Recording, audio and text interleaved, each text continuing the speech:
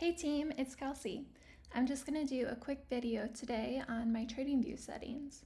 So if you are new to PhantomSpot or if you're just watching this and you're deciding on joining or not, just pause the video and review the disclaimer, and remember I'm not a financial advisor. So here's the screen, pause the video and review. Okay, let's move on. So let's just get started with a blank screen, and I just want to tell you why I want to make this video before we get started. I get a lot of questions on how people want to make their charts look like mine, and I do get it is a process. If you're not familiar with TradingView, you might not have some of your settings correct, and I'm totally here to help. I want you to have your charts correct, and I want this to be a smooth process, but honestly, it takes a lot of time to answer these questions, and I think it would be a lot easier for me if I just recorded this video and you could just work through it with me on this chart rather than me typing everything out and sending screenshot by screenshot. So I hope you understand if I just send you this video in response. So let's get to a chart that looks like something like this. So let's get to this. This is Algo Auto 1 week on the ES. So let's make a new tab, and then you would create a new layout, and then it will just throw you on a random ticker that you've recently been on. I would like to take off the volume, and then I would like to put on this session to extended trading hours. And before we move on for anything else, this is everything that I have checked. So feel free to pause the screen and then make sure you have that checked if you would like this stuff. I'm not going to explain everything. This is just what I have and what works for me. Okay, so let's go to ES. Turn off my lines, and then we are fresh. We are on candles, and I always use candles for the algo levels. And then we'll go to indicators, and then let's just do Algo Auto. So a lot of people come with a lot of questions. Why does my chart look like this? And you might be even on something like a 4-hour chart and you're like, what the heck? This is crazy. And then you think, well, this is stupid. Why am I using the algo? And let's just take a step back. This is a higher time frame background chart, and the default to this indicator is set to 1 day. So of course it's going to look like this. It's trying to plot every single day from this time frame that you're showing from April 6th to July 25th. So that's a lot, and it's trying to work very hard to show you that. So let's simply go down to something like the 5 minutes, and let's refresh our screen. And when I hit refresh, it refreshes like this because I have these settings correct. And I think it's especially because the auto fits data to screen. So let's go back to this. And then how do I have these titles on my labels? So I would go to settings, and then I have no overlapping labels unselected, because if I select it, there's just a lot of extra labels. So let's unselect that, and then let's go down to indicators and financials, and then we would have name and value selected for these. And especially this Algo Auto indicator, I love the names for it because it has more details on these levels. So let's go to this. And then if you don't want all of these numbers showing up in the status line of the indicator, you would go to settings, and then you would go to style, and then you would scroll all the way down, and then you would select values and status line, and then with it unselected, it goes away. So I'll just show you again. Select it, it comes back on, unselected, it goes away. So that's that. Let's go to the settings. And how do you get to the settings? Let's try this again. Some people have a different version of TradingView where if you hover on it, it doesn't really show the settings, but you need to find a way to get to the settings. So mine always shows the settings, and that's the version I'm on. So let's work with that. So we would go to the settings, and then it will show you the settings here with the color options. And here, when I'm talking about time frame for the indicator, I'm not talking about the background time frame for the chart. The chart's time frame is its own separate thing. That is just the time frame that you were looking at and utilizing for the space that you were looking at in your candle size. The indicator's time frame will be your 1 day, 1 week, 1 month, 3 month, 6 month, and 12 month. So that's why it's showing 1 day right now, and that's the default. And say you want your default to be something like 1 week. And I just click that and you see how the levels just changed. You can change your default and click Save as Default. And say you don't like these colors, you can change them. You can just click on the color and change it to anything you want. And then click Save as Default. Or if you want a different width of your line, you can do that. So let's work with 1 week right now. Let's hide this. And you can see, not to get into the analysis of this chart, but you can see how well this worked from the doubles on Friday to the next single level here. And then let's talk about back adjust. So this is a big thing I get a lot of questions on, and this is this button right here at the bottom of your chart. And this says adjust for contract changes. And this is especially important for ES and your NQ futures or anything that you have the contracts on. So when you're charting this during a rollover, you can see the weird gap on the chart. And it's the gap up, and you're thinking, oh, we're trading at a new all-time high, this is great. But this is just the rollover for the contracts. So it can mislead a lot of people to think, oh, we should be ripping, like why isn't SPY ripping?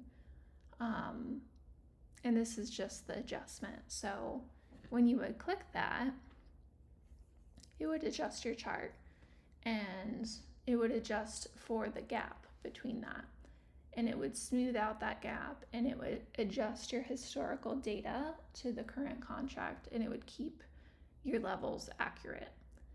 So a best practice for ES would be to leave it on unless you're doing raw price analysis. So, when I open a new chart, it's automatically off. And it doesn't really matter for 1 day and 1 week unless you're in a rollover date, which the last rollover was in June. So we haven't had a rollover in the past day, in the past week. So when I click this, these levels aren't going to change. So let's go to 1 month.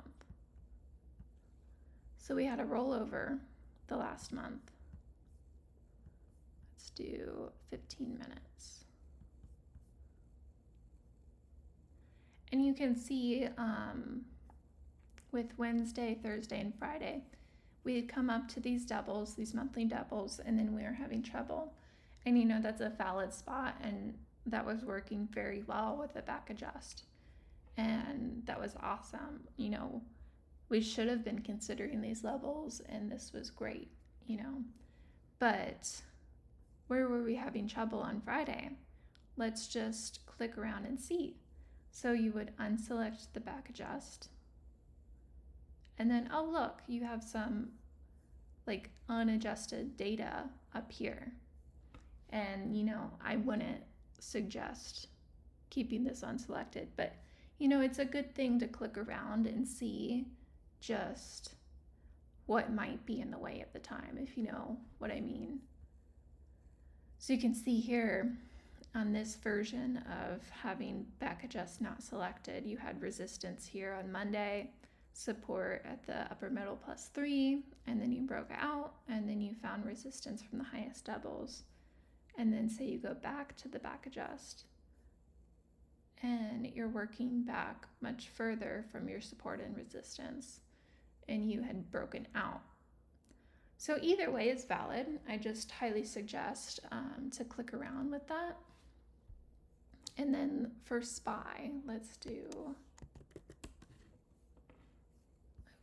3-month.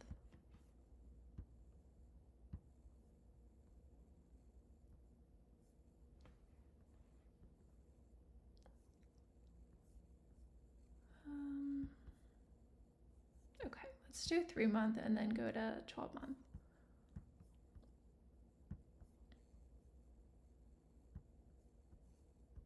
Okay, you can see our current range recently has been from the 619.22 level to the 637.08 level. And then say if I click adjust, these levels don't change. So you can see that that doesn't impact it, but let's go to 12-month. On 12-month, let's go back to the unselected. We have been watching a level for a long time. I will go to the 4-hour. We've been watching this 627.61 level for a long time on this bounce up from this 609.07 resistance. And you can see how we had this trouble up here, and then we broke out. And then we go down to the 30 minutes as of recently, and then say we adjust it. This level is much lower at 622.36. And that's fine, but what I do for SPY is I use the raw price data. And that's just something I do because I track the Phantom prints and I keep the records of the raw data. And that's, when you search the back adjust and people's suggestions on that, it's always coming back down to, do you want to see the raw data or do you want to see your chart and your levels smooth out, reflecting the price action and what it should be converted to? So with Phantom prints and SPY, I do not back adjust. And then for ES, I will toggle between adjust and not adjust. So that's that. And then anything else? Let me think. Let's add one more thing and then I will be done. The floating doubles. Let's get rid of this. Okay. You see that these don't plot back past as long as the normal doubles plot. And this is because the indicator can only handle a certain amount of days for back plotting. And then let's go to the settings and I'll show you that. You have your option for your time frame as always, and then you have your option for your line width, and then most importantly, you have your option for your line style. So if you're adding multiple instances of this indicator, you could use different styles, and I will show you that. Okay. This is my chart that I use, and the dashed I use are for the daily doubles, and then the solid are for the weekly doubles. And you can see we held this support from the weekly doubles from Thursday and Friday, and then we continued higher, and then the daily doubles were in play throughout the day. So that's what I like to do. Trying to think of what else. The settings are pretty easy. I mean, once you have your chart and you know what to do with your time frames and what you like to do, let's do this one.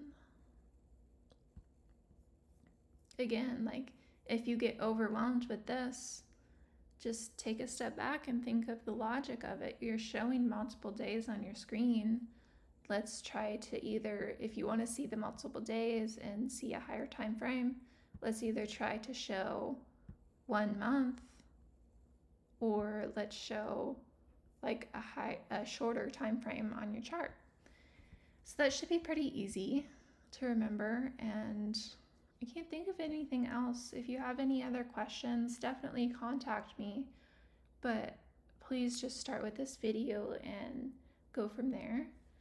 I think it should help at least, and then just click around. Like, you can't hurt anything by clicking around on your tab, and if anything seems crazy, just exit out of the tab and open a new tab.